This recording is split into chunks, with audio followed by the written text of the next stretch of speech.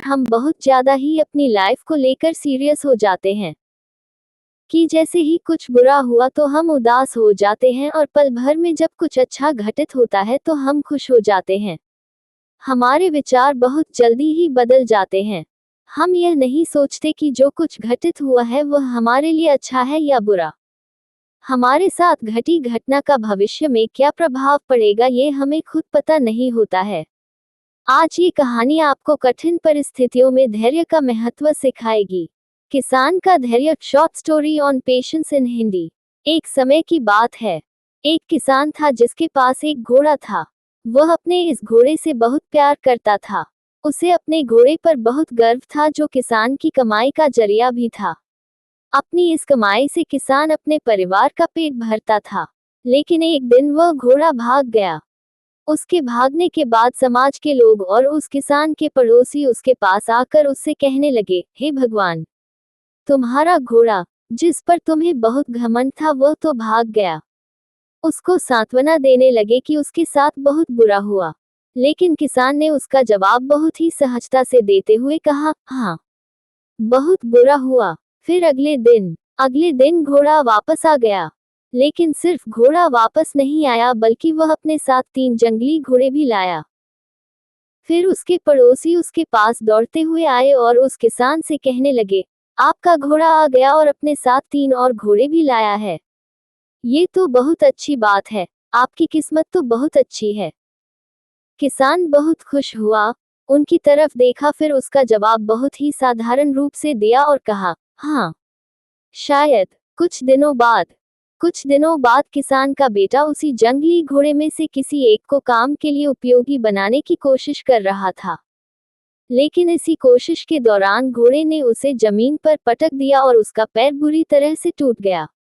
उसके पड़ोसी उससे कहने लगे, उस पागल घोड़े ने देखो तुम्हारे बेटे के साथ क्या किया, उसका पैर तोड़ दिया। ये तो बहुत बुरा हुआ। किसान दुखी हुआ और फिर से उसी तरह जवाब दिया और कहा, हाँ, शायद मेरे बेटे के साथ गलत हुआ। अगले दिन सेना के कुछ जवान उस किसान के घर आते हैं जो जंग छिड़ने के कारण नए जवानों की भर्ती कर रहे होते हैं। उसमें से एक जवान ने किसान के बेटे को देखा और बोला, इसका तो पैर टूटा हुआ है, हम इसे सेना में भर्ती नहीं कर सकते। और वे जवान गांव के सभी लड़कों को लेकर अपने साथ चले गए।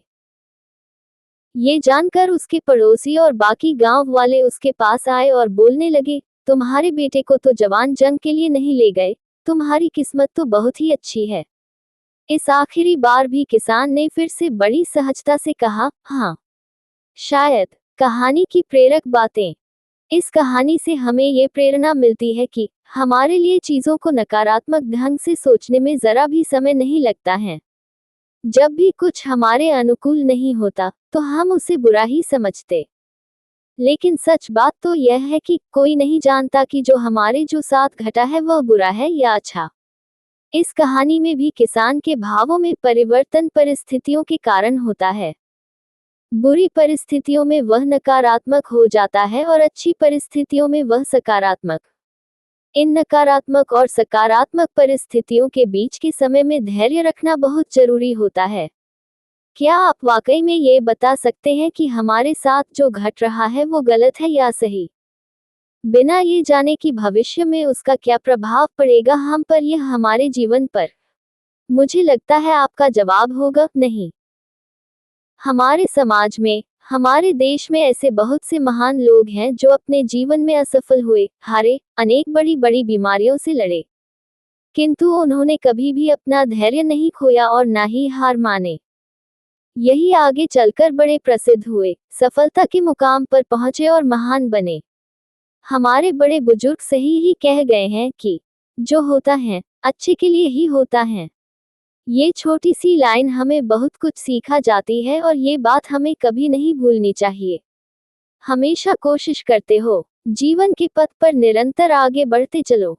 आपको बस ये करना है, 1.